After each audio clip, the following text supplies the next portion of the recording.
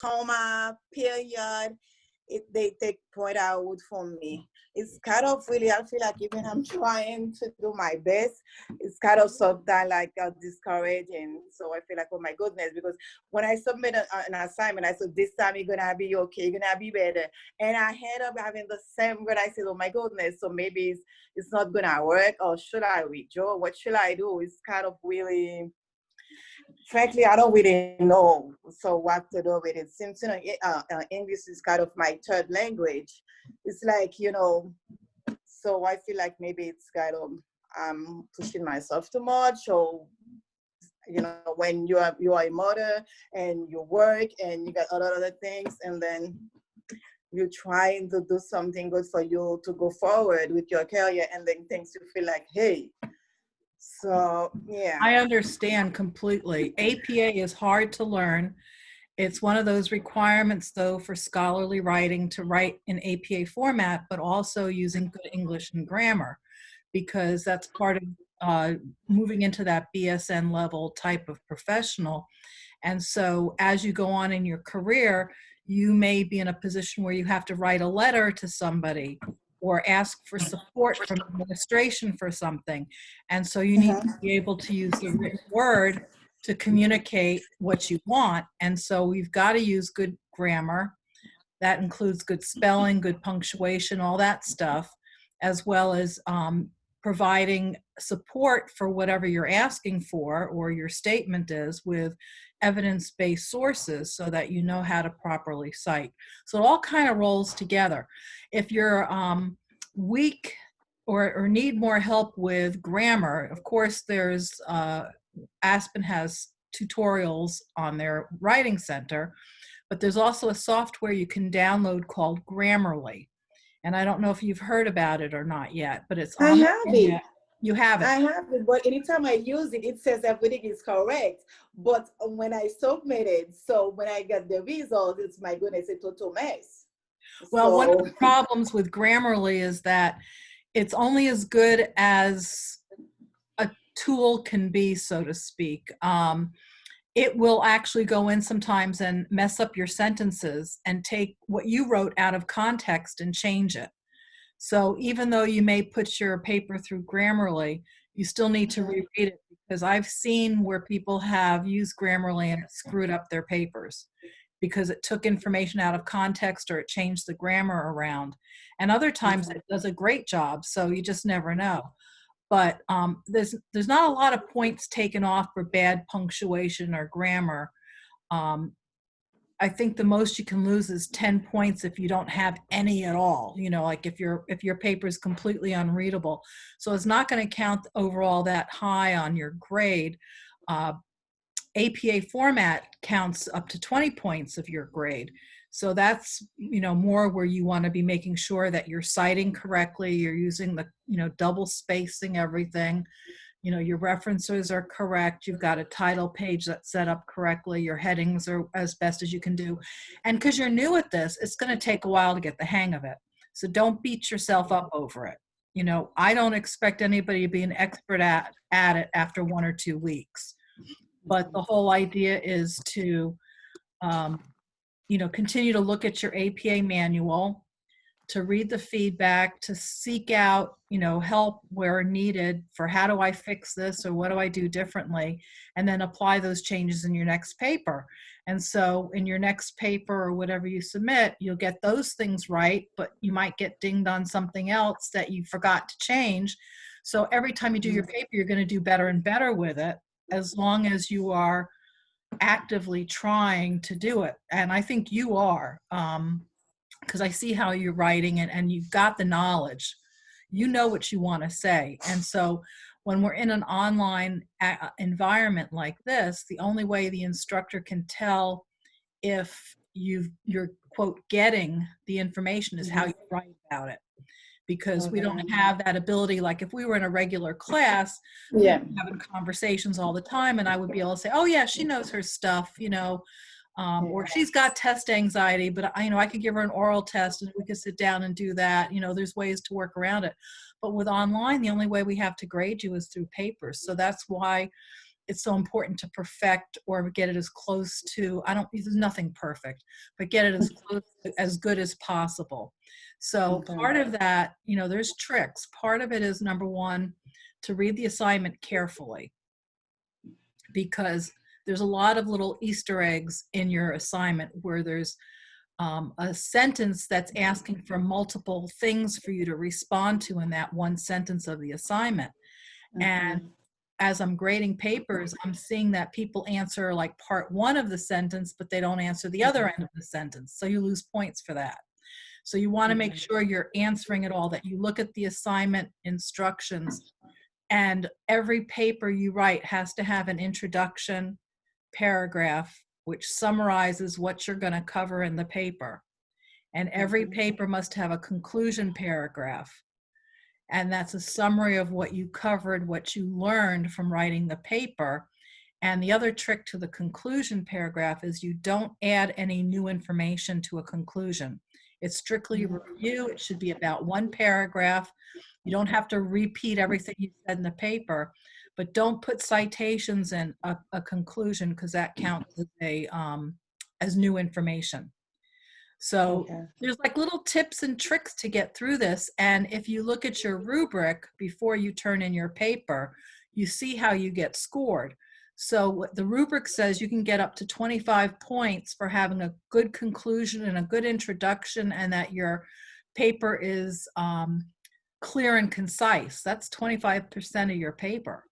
So I've had a couple of people in different classes, especially in week one, where they haven't gotten the hang of school yet, and they left out a conclusion, or they left out their introduction. They lose 25 points off the top of their grade, and then they get points taken off for APA and anything else they missed. So they don't do well, and I give people a chance to rewrite in week one.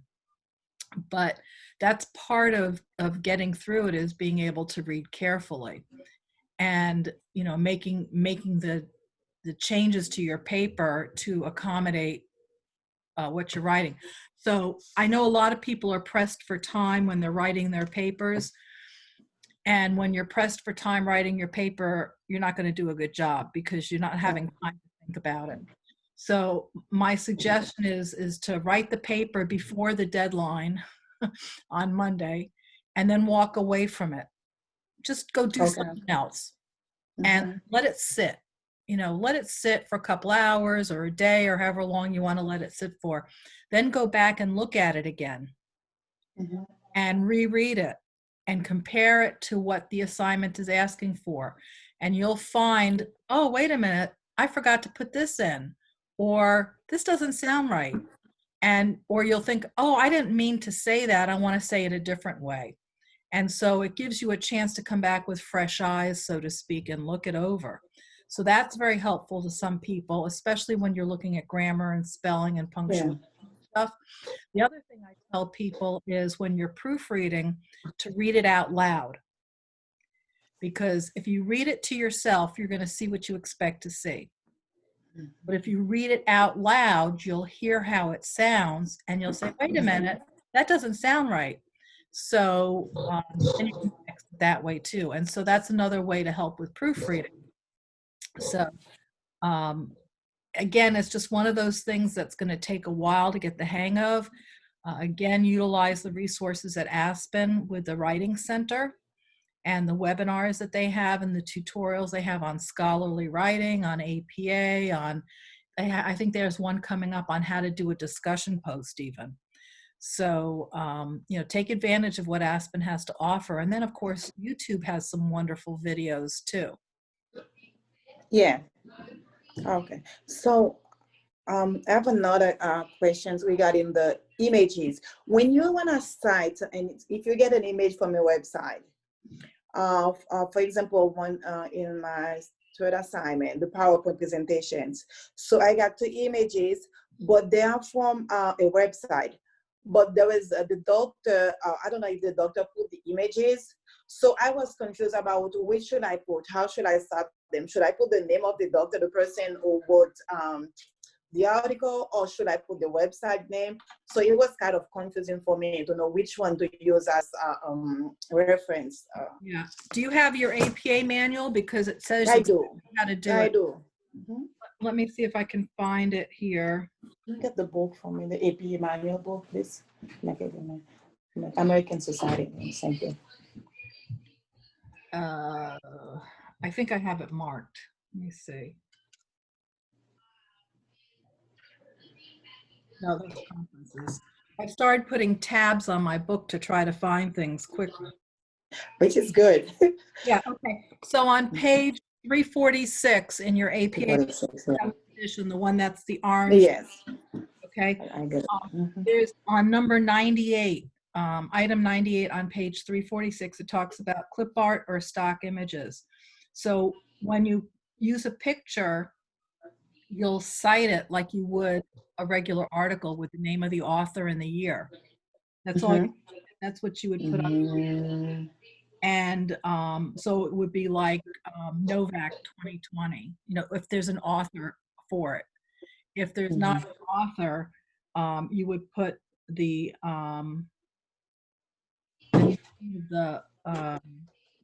what do you call it? The website like Pixabay 2020. And then we go to reference it, and it shows you in number 98 how to reference it. So you're actually making sure you identify it as clip art or photograph or whatever it is that you are using. Because on page 347, it says how you cite a photograph. So that's what you want to do in your PowerPoint presentation. They used to have a more confusing way to do it in 6th edition, and where you had to give it a name and a figure number and all this other stuff. And now it's just you put the citation underneath the picture. But you want to be careful not to use copyrighted stuff. So somebody I saw in one class used a picture that had watermarks in the background that had the name of the website on it, like Getty Photos, which is copyright protected. And so technically you're not supposed to use those pictures unless you have either purchased them from Getty or the organization, or you have copyright permission from the author to use it. So that's why I say stay away from cartoons, your PowerPoints, because they're all copyrighted. And unless you have permission from the author, don't use that. You don't want to take a chance that sometime it might come back to bite you with someone coming after you for a copyright violation. You know, the odds are pretty slim, being a student, that it's going to happen, but you never know. So when have it. Yeah. So when I look at the feedback for my PowerPoint presentations, so there are some points I got from the article, and I cite the name of the author, but still, so you mark it as a wrong citation. So it's like I said, I got the points from it, and I put the name of the author and the date. So, but it still says wrong citation. So I said, does it say why? Did you look at the blue bubble and see why it's the wrong? And was the blue bubble? Some of them say why, but some don't say anything. They say one citation. So I don't know why it said one citation. If it is, if it's the same mistake you've made over and over again, then I'm not going to put the reason in it. But if it's the a lot of times people will cite a author they've quoted. So if you quote somebody, you need to include in the quotation citation where you got the quotation from. So if you did quotations as part of your sentence, and then you cite the author and the year, you also have to cite in that where it came from. So page 42, paragraph number 6, or chapters, right, you need to put the location where the quote came from. Because what happens is if somebody wanted to go look up that quote, they would know exactly where to find it on the site or in the book or in the journal. So they don't have to read the whole thing. They can just go right to the line number or right to the page number or the paragraph number and look it up right then and there. So that is a mistake that a lot of people make, and that might be yours is. I'd have to go back and look at your specific paper to see, what that's 9 times out of 10, that's the problem. And then I'm just going to put it incorrect if you keep doing it incorrectly, just to make sure you recognize that it's done, needs to be fixed. The other issue, a lot of people will put the initial of the author in the citation, and we never put the first initial of the author in the citation. So it's always the last name, comma, year, The date. then if you have to put the location. So that might have been an issue too, because if you put like Jones, Maybe. day, that's not correct. We don't put the first. Okay. So I'm gonna go back to it because yeah, it might be the case. I'm not very sure because I'm not on it right now, but I'm gonna go back to it to make sure, because with all that being said, so I'm gonna go back to check where the problem was exactly. So good. And then you can always email me and send me a question. Email me and let me know, hey, is this right? Is this wrong? I have a lot of students who email me and say, I'm not sure how to format this. Can you help me with it? Before it goes into my paper. This, what do I do? And I'll either rewrite it for you in the correct format, or I'll say, hey, go to page 726, or whatever the page is in the manual, and it shows you how to do it. If I am always telling you how to do it, you'll never learn how to use the manual. So part of it is I want to get you feeling more comfortable with the book, and that book is not easy to use. I was on the phone today with another student, and we were looking something up in the book, and I was on one page, and as I'm reading it to her, it says, see chapter 8.6 for more information. So then I go to chapter 8.6, and I read that, and it says, see chapter 9.14 for more information. So we went to like 3 different pages to find information to get one answer to a question. And I said, this is frustrating, because it should all be in one place, right? I don't understand how they organized it, but that's why I want to make you comfortable with going through that book, because it is a challenge to find things in there. Hi, Ruth Anna. Welcome. If you want to speak, you need to take yourself off of mute. Hi. Hi, welcome. Sorry I was late. That's okay. This is an open house. If we have more than 3 people on, though, we'll be kicked off in 40 minutes. So at 20 after 9, I think we'll get kicked off. But that's okay, because if it turns out this is goes over well with the class, we can do more of these, and I can book us on a different webcam kind of site. I have an account with WebEx, and that just requires you to download software, but we can be on it as long as we want, and I can record, and we can post things and do everything we can do on Zoom, but it's unlimited time because I'm paying for that. Okay. But it's through a different organization, so it's not an Aspen-based one. But most people don't have more than about an hour to spend online anyway. So. Right. Did you have questions that we could answer for you tonight, or just to say hello? School itself is that, yeah. I have no clue on the PowerPoints with APA. Okay. So like where your bullet is, and I have I'm saying something. Am I supposed to be citing beside that? Or am I citing in the corner at the bottom? It depends. So if everything on the slide is coming from that source, then you could cite on the bottom in parentheses. Okay. It has to be in parentheses at the bottom. It should be, because then that means that's a citation, as opposed to some kind of information that somebody might think is part of the presentation. So just like you put in parentheses in the body of your paper, on the slide, you'd still put it in parentheses on the slide. Okay, I think I missed that. Okay. And then if you look at the tip sheets that I posted in the class homepage, I gave examples of that in one of the tip sheets. So if you go back to the class homepage, there's 2 things I posted about PowerPoint tips, and you might find that helpful because in week 6, you're going to have to do another PowerPoint. And I think in every single class from now on, you will have at least one PowerPoint assignment. So by the time you graduate with your BSN, you are going to know how to do PowerPoints.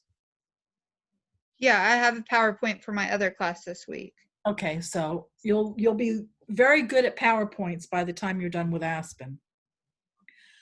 If you have more than one author on your PowerPoint slide, then you're going to want to put the author's information next to the actual bullet that you're citing, because that way the reader will know what information is going to be attributed to what author. Okay, so if it's more than one person on the slide,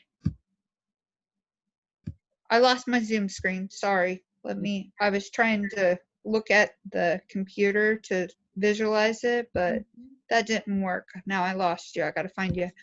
That's okay. I'm gonna see if I can pull up a sample and share it with y'all. I've got 3 computer screens going, so bear with me here.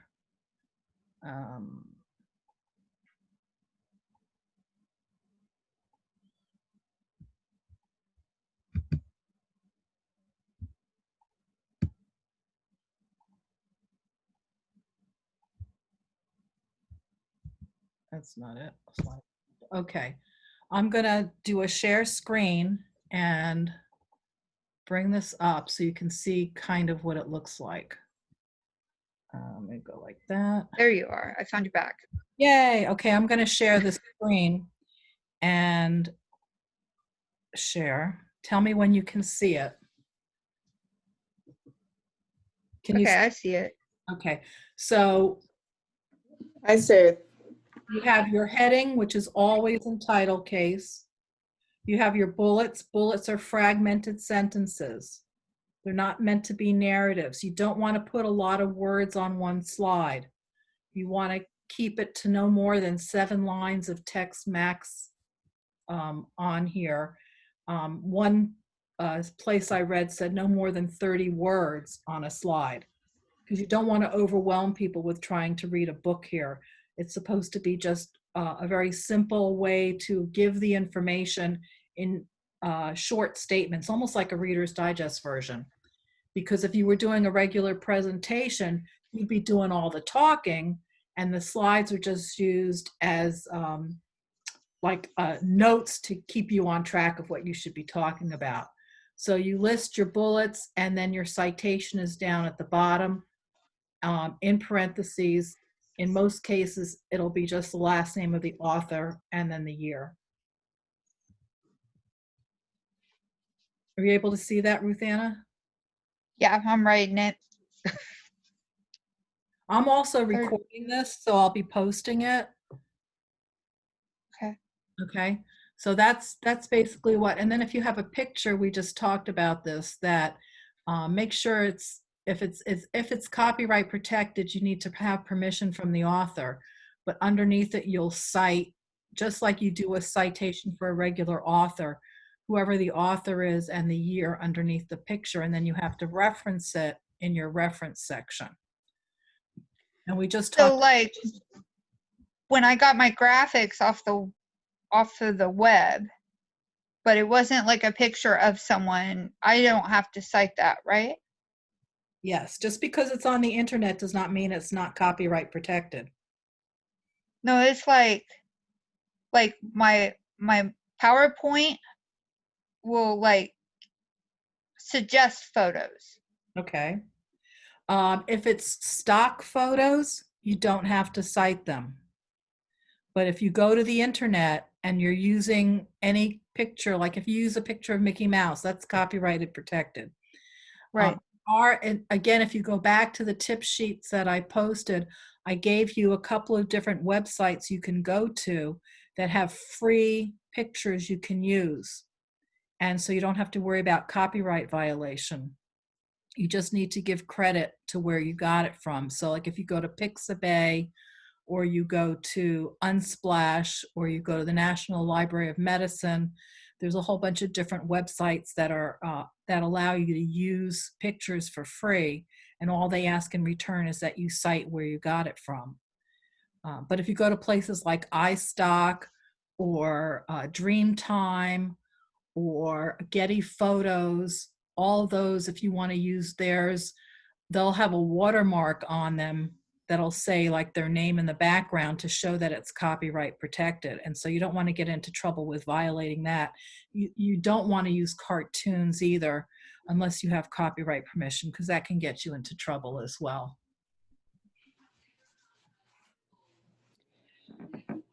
So, what's this comment? If the author.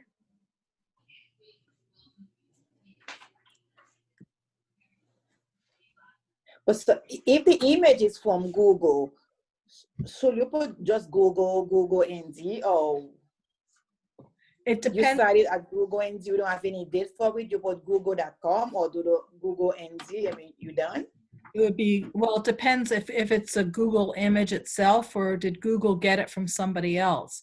Sometimes you have to go down the rabbit hole to find who really owns that picture, because Okay. you know, people will copy and paste things from one website to another and not realize Okay. you're taking it from some other source. So if you go to, if you have a Facebook account, for example, you know how people post pictures on Facebook or Instagram, and they get them from the internet or they get them from other people. Technically, that's copyright violation because they don't have permission to use them from the author. But I don't know that they've ever prosecuted anybody for that. They have prosecuted people, gone after them for pirating movies and music, but I don't know if they've gone after people for using photos and stuff on Facebook. But I know the copyright police are out there when you go to conferences. They could actually be there kind of like undercover, we call it. And if you get fined for copyright violation, it can be quite expensive depending on the violation. Yeah, I have a whole lecture I do on copyright plagiarism. And the first time I ever sat in a copyright lecture, I thought at the end of it, oh my God, I'm going to jail because I was violating it. So I try to be good nowadays and do it correctly. Okay. That's pretty much what you want to do for PowerPoint. What other questions do you have, Ruth Anna or Linda? Is it Lunda or Lunda? Lunda. Lunda. Okay, good. Yes. So I don't think I have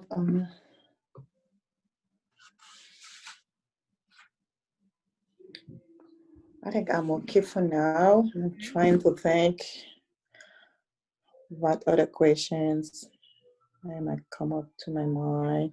Michelle put a question up here. If it's a personal photo, how do we cite it? You just can write personal photo, and you can just to identify that it's yours. And then as far as the word count goes, she asked, does the word count include the title too? No. If you're talking about the overall title of the paper, we don't include the word count on the title page or references.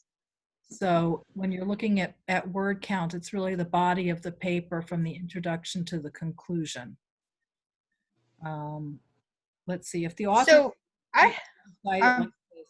no, you would never put picture. The author is picture.com 2020. There might be a better author on there, because if you click on the picture, a lot of times it'll tell you who the actual photographer was or the graphic designer was. That would be more appropriate. But personal photo 2020 would be fine.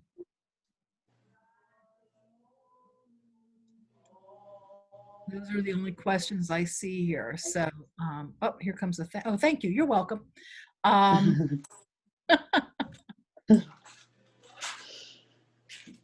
What else? So are you taking 2 classes? Are you taking 1 class? Are you in 2 classes or 1? Taking 1. Okay, and Ruth Anna, you're taking 2? What's Yeah. the other class that you're taking? Theories? Okay, so you got your hands full. I do. Really, really full. Yeah, I've taught the theories course before. It's a heavy course. Didn't realize that. Yeah. So I'm spending a whole lot of time just trying to find journals to write on, like days. Right. I don't know what I'm doing wrong there. One of the things I just posted today, if you go back to, I think it's on your class homepage. No, I think I posted it on, I'm teaching two 490s and I get confused as to who I posted what on. Let me go to your class real quick and see if I posted it on yours. But I posted a tip sheet on different search engines to use. And I just saw that when I logged on. all right, so that way, you know, you want to stay away from blogs. Oh yeah, I did do it on yours. Google Scholar, if you can't get into the other ones, is great. Aspen Library has all these different databases you can use. EBSCO is one that seems to come up a lot, but EBSCO also has magazine articles, they have blogs, they have not scholarly stuff on top of scholarly. So that's, yeah, I never find anything there. If I was going to recommend one of the better ones to use on the library site, I would say use the CINAHL, because that's very much nursing, health profession based databases. And so CINAHL? CINAHL, yeah. It's, let me go to the library. I'm going to share my screen again. Okay. So that way you can see, share, whoops, I got to hit the button. All right, you should be able to see where it says library now. Mm-hmm. Okay, good. So under library, you click on content. And then here's all your different databases. And so they've got a APA 7th edition here. If you can't find your book, it has information here, which is great. But my favorite to go to is CINAHL right here. I've never used that. So when you click on it, if it comes up, you can type in your topic information right there. Let's say you want to look up bullying and hit the search button, and you can click down here if you want to find only articles that are in full text. My suggestion is set your date for between 5 and 7 years. So I would go back to 2015 to 2020. And then I'm just going to go up here and go bullying. Whoops, it's updating. Bullying in, come back. Bullying in nursing. And you can see somebody searched for that before. Click on search and it'll tell you, like, here's the PDF of the full article. So you can look at all the different evidence-based articles that you can find here. So these are all evidence-based sources. Academic journals are what you want to look for. So here's the PDFs. Some, of course, Aspen doesn't have a library full of every single journal that's ever been published. So in this case, this page has the journals, but there are times where it's only going to show the abstract of the article. So that's not much help. So you always want to try to find your full text articles. In one of your classes, you'll be asked to do a discussion post about bullying, and actually I think there's a PowerPoint on bullying too. I don't remember if it's this class or 496. It might be this class. They all blend together after a while. But there is a section on bullying in one of the classes. So that's where you would be able to find it up. And then you can you can click on academic journals to narrow the results, because you want to stay away from blogs because they're not peer reviewed. Anybody can write a blog, they can write whatever they want, and there's no oversight to make sure that they're accurate. So you want to stay away from blogs, you want to stay away from anything that's like a Wikipedia, because again, If it says editorial? It depends on where it's from. An editorial, if it's an editorial in like the Journal of Emergency Nursing, and there's references to go with it, that's fine. If it's an opinion piece, it's not academic. Okay. Stay away from commercial sites. Like in one class, you have to write about CBD oil and cannabis and how it's used, and the legalities of it, and medical marijuana and that kind of stuff. And a lot of people were going to these marijuana websites that promotes selling of the product. And of course, what they talk about is going to be all in a good light and not talk about any of the problems or side effects of it.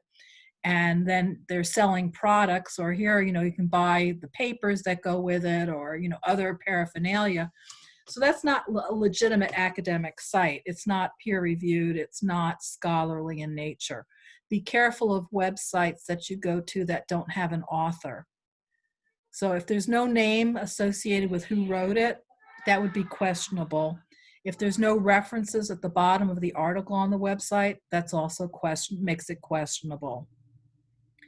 But if you're on a website like the Centers for Disease Control and Prevention, or you're on the World Health Organization, or some of these big government organizations or universities, those are credible sites, so you don't have a problem with that. But if you're I struggle with how to cite those. Well, if you go to page 340, 351, and 352 in your APA manual, it gives you examples on how to do it. I have that memorized.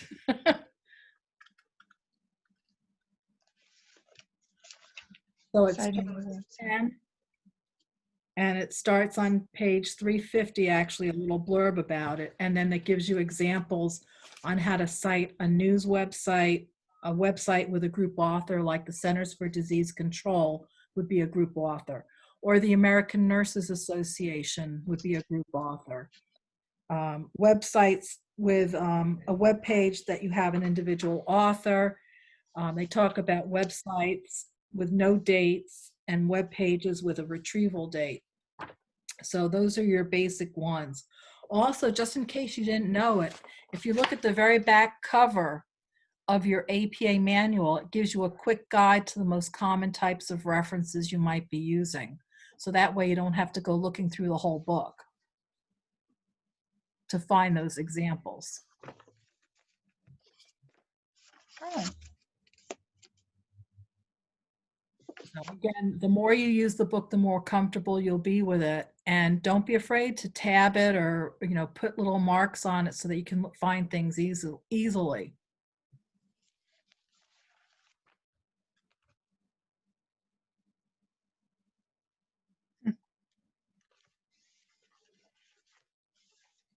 Okay. What else that can you think of that you want to see if we can answer tonight? These are great questions. How are the replies graded? How many points is it from the 20 points per submission? Okay, I'm not quite sure, Michelle, what you mean here. How are the replies graded? Are you talking about the responses in the discussion post? As if that's what you're talking about, yes, then the discussion the replies are based on, are they more than just thank you for writing that, Michelle, you did a great job? That doesn't even count as word count. The whole idea with a response is to make it so that you're adding to the conversation. And so just by saying, thank you, Linda, for writing that, that really was a terrific post, that's very polite, very nice to say and collegial, but it's not adding to the conversation with giving other information to expand the conversation. So your responses should have some depth and detail to it. And there's a required word count where you have to have at least 200 words in a response. So that's 2 of your responses need to be 200 words or more and have some depth and detail. You can certainly have more responses to people on your discussion post. And in those cases, if you want to say, hey, that was a great post, that's fine. It's not going to count against you.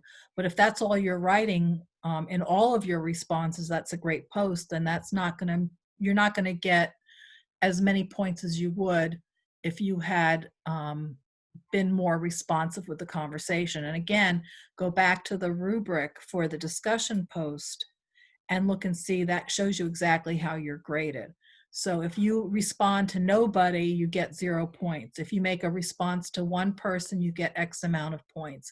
If you make a response to 2 people, but they're not full word counts, you get X amount of points. And if you make a response to at least 2 people and it's got depth and detail and meets that 200 word count, then you're going to get full credit for that category of the rubric. So, and the rubrics are in each of the discussion posts. There's the link to the rubric. So you should be able to look at it and see. If you can't find it, let me know and I can send it to you.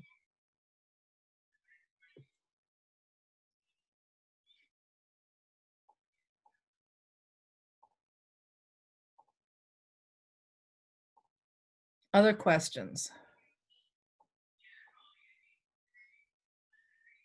Yeah, it gets confusing. The more you do it, the better you'll get. But remember too, good grammar is important in your discussion posts.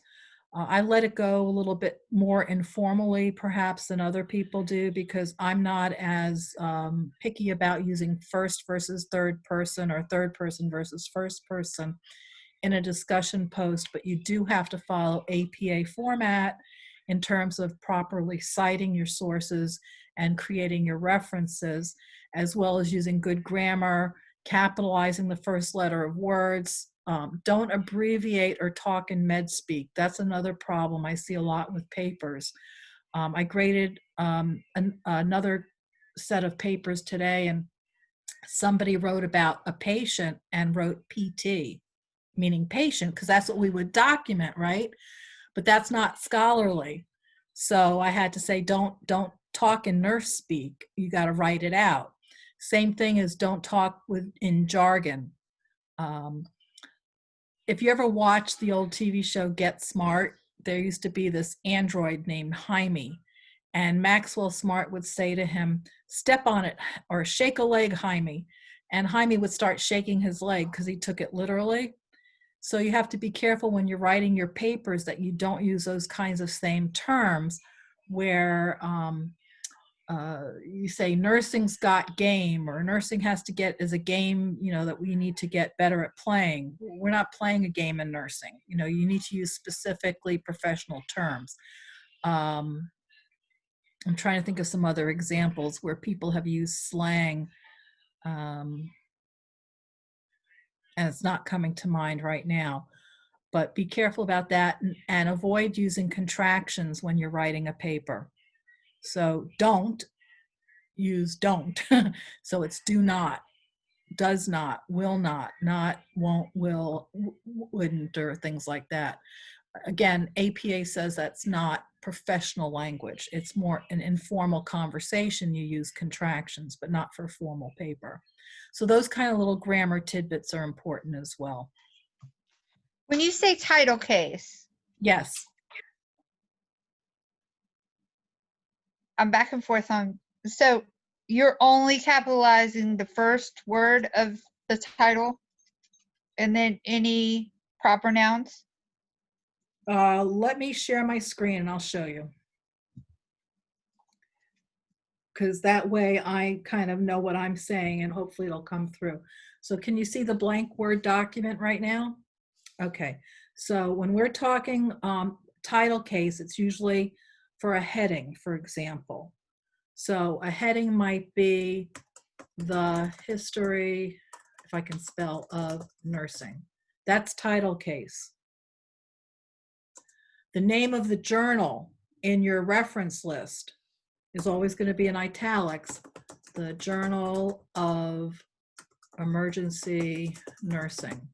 That's title case. Got it?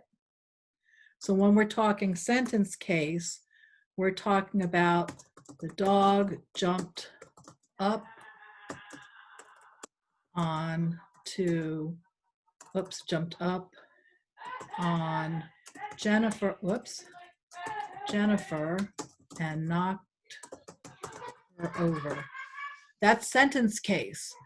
Only the first word of the sentence is capitalized, and then any proper nouns like Jennifer would be capitalized. If you are going to write the name of an article for your reference, okay, and the reference article is The Joy of Nursing, and there's a colon in it, it's good to live in the US. That makes no sense, but let's just say that's the title of an article. You can see that only the proper nouns are capitalized. So in this case, nursing is a proper noun, so it's capitalized. And then if you have a colon in the title, the first word after the colon is capitalized. So the word it gets a capital I. And then of course US, because that's supposed to stand for the United States, is capitalized because that's a proper noun. So that's also considered sentence case. But when there's a colon in the title, the word right after the colon gets a capital letter. I saw today, remember in week 1 you did the historical people in nursing and how they made an impact and that stuff. So someone was writing Florence Nightingale over and over again. And that N should have been capitalized because that's her last name. So that's an issue there.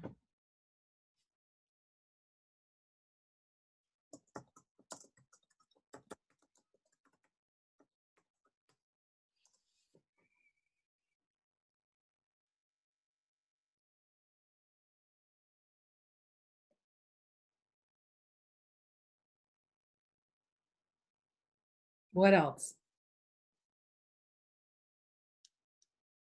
You're both on mute, so if you want to unmute and let me know, go right ahead.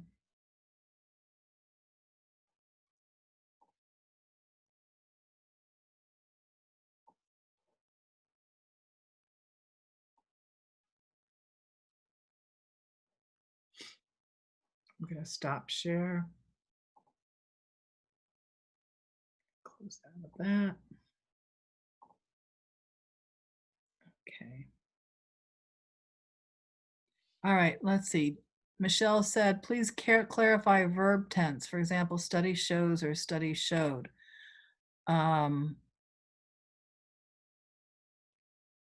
Okay, let me go back to my Word document again and bring that up.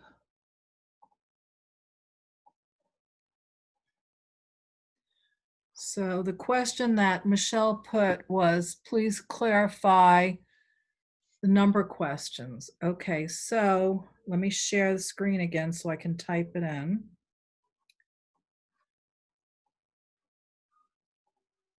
Okay, hopefully you're seeing the blank screen, the blank page right now. So if a number starts a sentence or it starts the title of an article, like, and it's written in the article, you pull up the article and it says 5 ways to build a mousetrap. Okay, just because that's what you see on the internet or that's what it is in the article doesn't mean that's how you write it. APA says that anytime a number starts a sentence or starts the title of something, you spell it out. So the correct way for you to do it would be 5 ways to build a mousetrap if this was the title in your reference.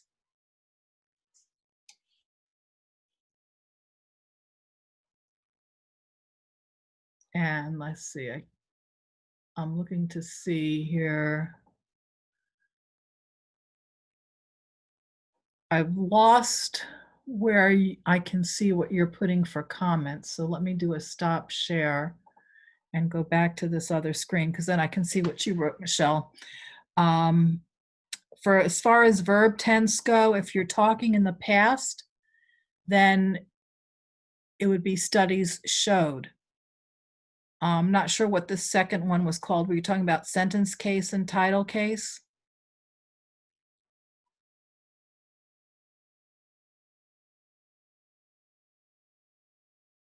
If you are also going to be writing in the body of your paper, you want to make a list of things. And you don't use 1, 2, 3, 4. So if you were saying there are 5 ways to build a mousetrap, you don't do 1 and list the stuff. Instead, APA says you use letters. A,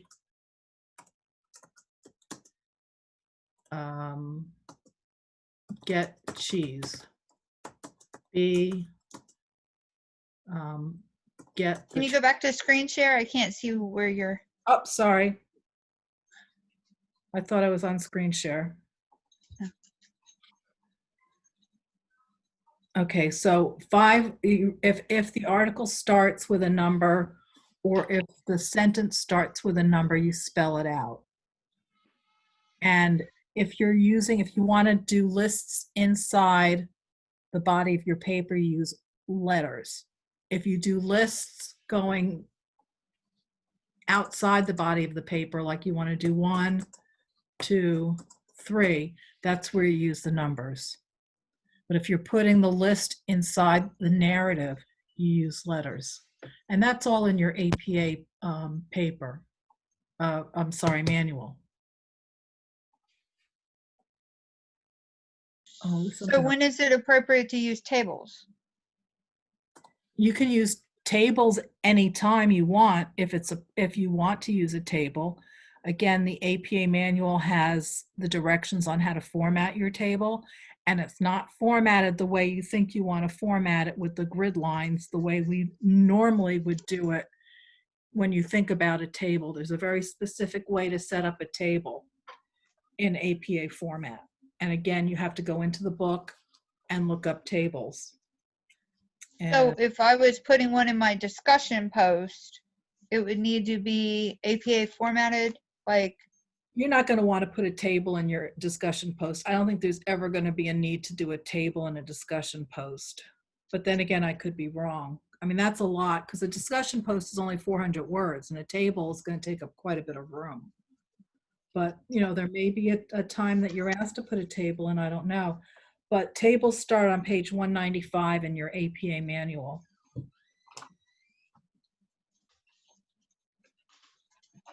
And remember, Okay. we're using the student edition of the 7th edition of APA. In the 7th edition, there's 2 options for writing papers. One is if you're in a research practicum, or doing a dissertation, or you're doing research, and that's a little bit more formal. And then what we're doing for Aspen in school as a student, we're following the student version of APA, which starts on page 61 in your APA manual. So there's no running head. It's a little bit looser in their requirements. But we are still following the 7th edition. Okay. Wow, they haven't kicked us off yet. This is good.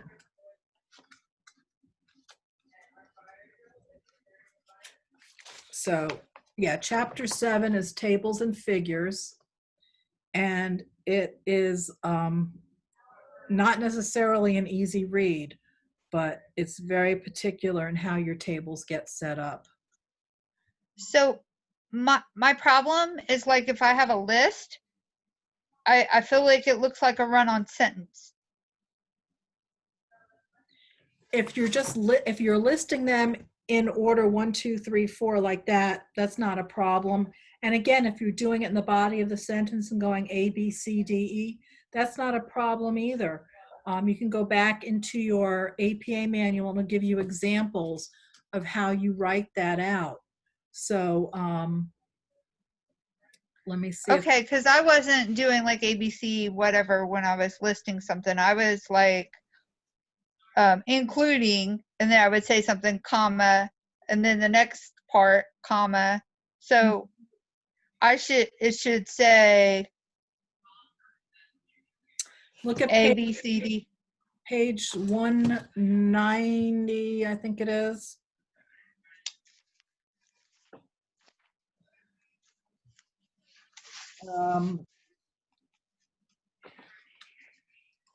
It starts before that.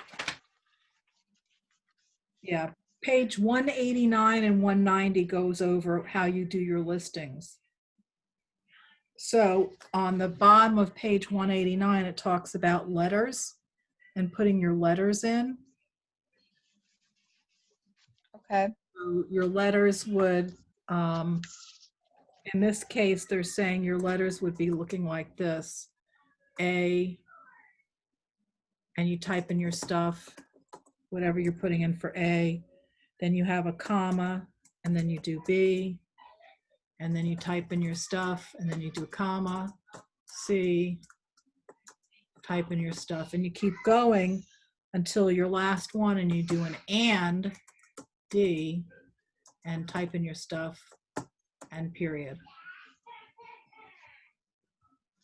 Okay. So you just have to remember to put the word and in before the last letter if you're doing it as part of the body of the sentence in the paragraph. And then if you go to the bottom of 189 and top of 190, it talks about having it broken out in a list that goes down as opposed to not being part of the sentence. So it would look more like if you were doing a multiple choice question, you know, you have 1, 2, 3, 4. That's what that list would look like. And you would do either bullets or numbers. So the only time you use letters in an APA paper for a list of some sort is when it's in the narrative.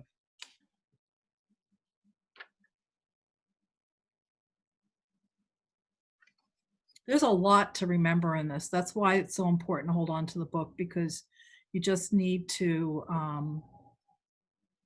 keep going back and looking stuff up. There's just no way you can memorize it all.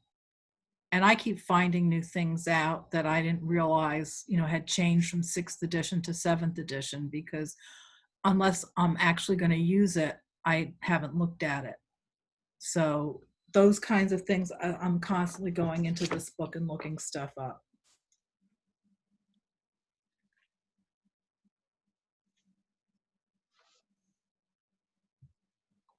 Well, I think we're about at the end of our hour. So unless you have any other, oh, let's see. What do you call the one in italics, unable to see your screen?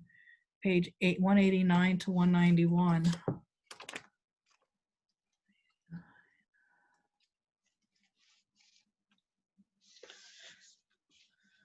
Oh, that's with pages 189 to 191. We're talking about lists and whether to use numbers or to use letters when you're making a list. So that's what we were just talking about, Michelle. So before we end for tonight, is there anything else I can answer for you? Was this helpful? Yes. Don't hesitate to email me if you have other questions. I'll answer them to the best of my ability.